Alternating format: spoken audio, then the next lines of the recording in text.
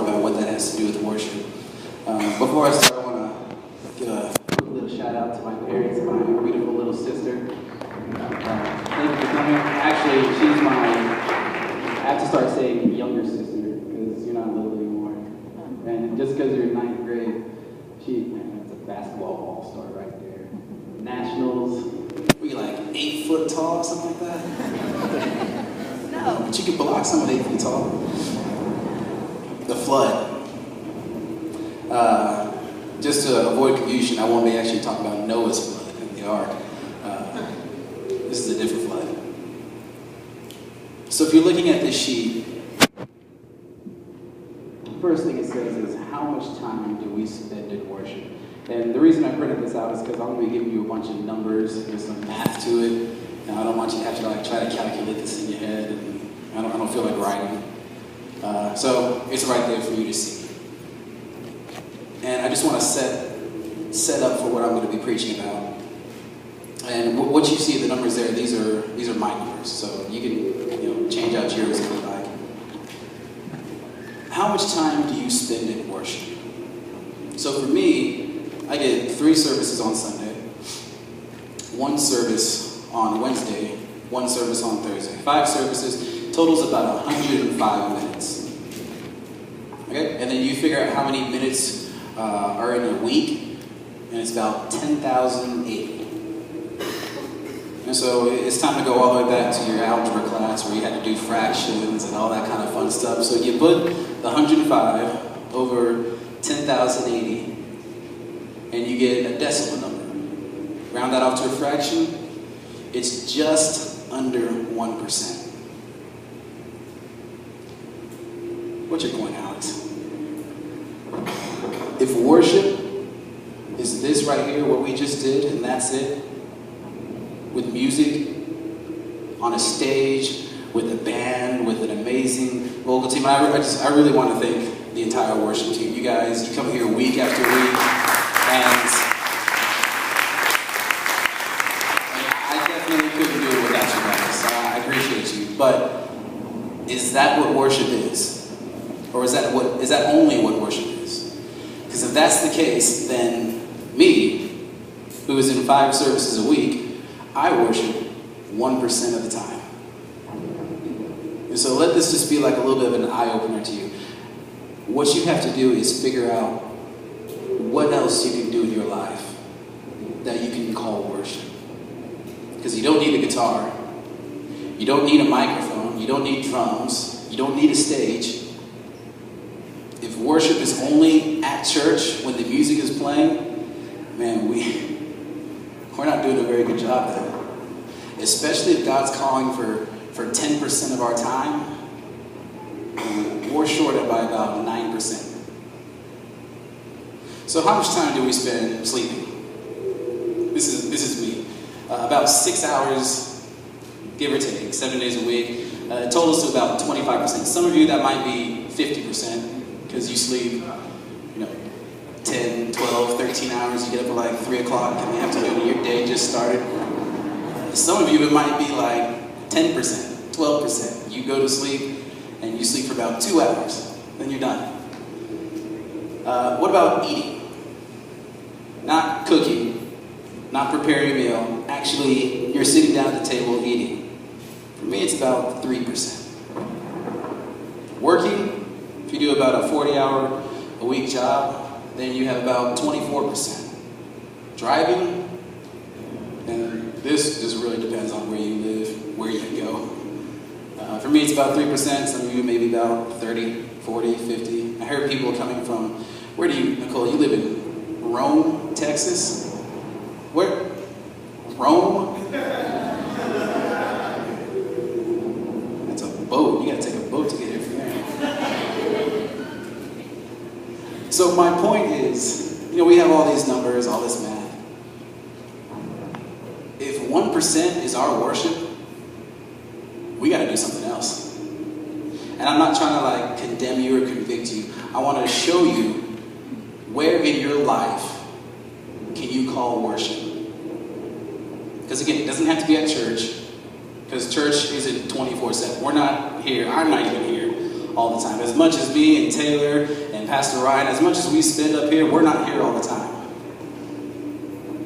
So, when you're at home, when you're at your job, when you're taking your kids to school, when you're at school, this is Covenant College and Career, so we have students and people who are already in their business.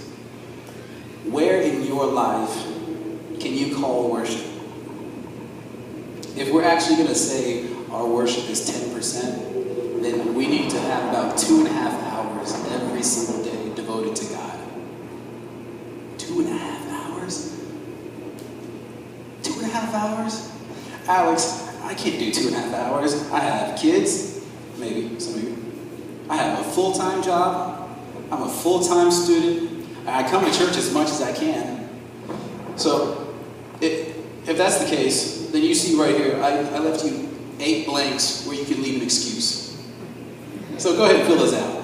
Because you're not telling me why you can't worship 10% of your time. You're telling God. You're saying, God, I can't because, well, there's this reason, and there's this reason, and there's this reason. We call them reasons. There's a big difference between a reason and an excuse. If you were going to tithe 10%, then you tithe your 10%. But let's say you don't receive an income at all, well, then you have nothing to tithe. Tithe is 10%. 10% of nothing is, come on, math majors, 10% of nothing is nothing. So if you have no income, then you have nothing to tithe. But we have so much time that we don't realize. How much time do you spend in front of the TV? I'm asking myself this too. I'm not just trying to put all this on you, Brian. How much time do you spend in front of the TV? 50 hours? How much time do you spend doing other stuff? Where can you move 1% here, 2% here, 5 or 10 minutes here? Where can you move all this around to give God 10% of your time? Because he deserves more than 1%. Would we all agree with that? Would we agree with that? That God deserves more than 1%? I mean, he asked for 10. That's like you ask your boss for a raise. You've been working hard, really, really hard. You ask your boss for a raise. Can I have X amount? He's like, no, we're not going to do that. I'm not going to give you this much. But yeah, here's some change. That's what we're doing with God. We're throwing God our change. This is what I have time for, God. And then we also treat God, we've heard this before, we treat him like a fast food restaurant. And we usually only call on him when we really need him. You drive around. Yeah, God, I'll take a new job. I need a new girl. Oh, I need a new girl. Not me. Not me. Lenore, when you listen to this is hypothetical. She drove to San Antonio today. She's on business, so she couldn't be here, but she'll listen to it. Lenora, I'm not talking about us. I need money, I need healing, and that's about it.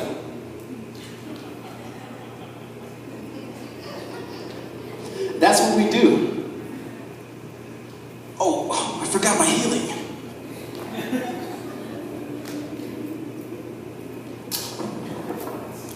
And God only sees us when we pull up to the window.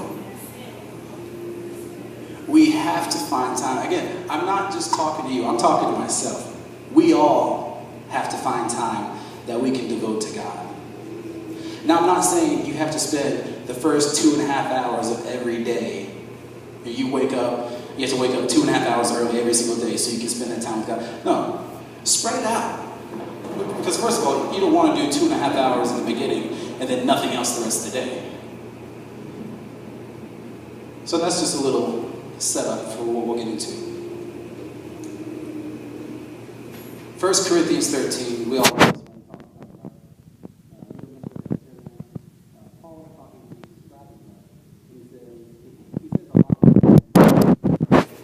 more than what he says it is. It's not boastful, it's not prideful, it's not arrogant, it doesn't keep records of wrong.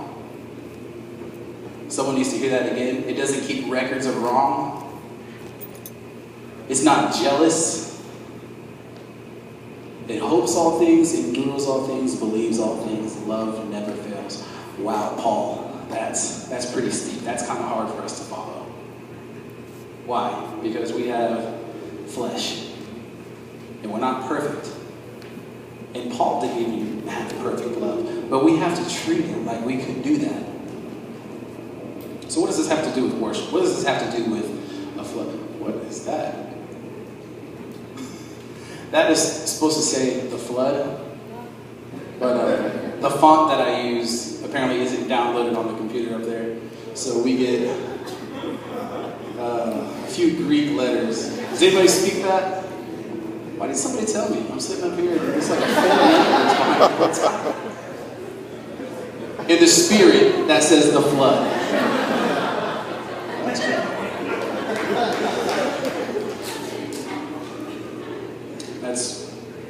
That's totally my fault, media team. I apologize. So Paul is talking about love. And how does this relate to worship? Well, love and worship, I truly believe they're the same thing. First of all, I believe that love is an action, not just an emotion. And I also believe that worship is an action, not just an emotion. My bottom line, if I could sum up love and worship in one word, just one word: unconditional. Well, what do you mean by that? Well, I'll tell you what I mean by that. My first point is that we should worship God less based on a circumstance. First of all, let me say, like, if let's say I go home after a long day of work, and my wife didn't cook anything, she didn't clean anything, she didn't do anything at all, am I going to love her less because of that? Or let's say I come home and she's cooked this huge feast and the entire place is cleaned up, which she does all the time. But am I going to love her more because she did that? And if you're wondering what the answer is I'm not going to love her more because of what she does. I'm not going to love her less because of what she does. My love for my wife isn't conditional. It's not based on the things that she does for me. That's a very, very selfish mindset. If you're not going to do this for me, then I'm going to love you a little bit less. Oh, but you did this? Okay, I'll love you a little bit more. Worship is the same way. We can't base our worship on what happened in your day. For example, let's say, we got a scenario here. Let's say this was today, okay? And this is going to be the scenario of an extremely bad day. You woke up late, and you had bad rush hour traffic, and so that made you late to work as well. And then you get to work, and because you're late, your boss just chews you out. Has that ever happened to anybody? You got chewed out just because you're late? And then on top of that, if you're having a bad day, you get a text message from your boyfriend or girlfriend breaking up with you. They didn't even have the guts to call you or tell you in person. They're sending through a text message. And then on your way home, your car runs out of gas, and by the way, there's no AC in your car.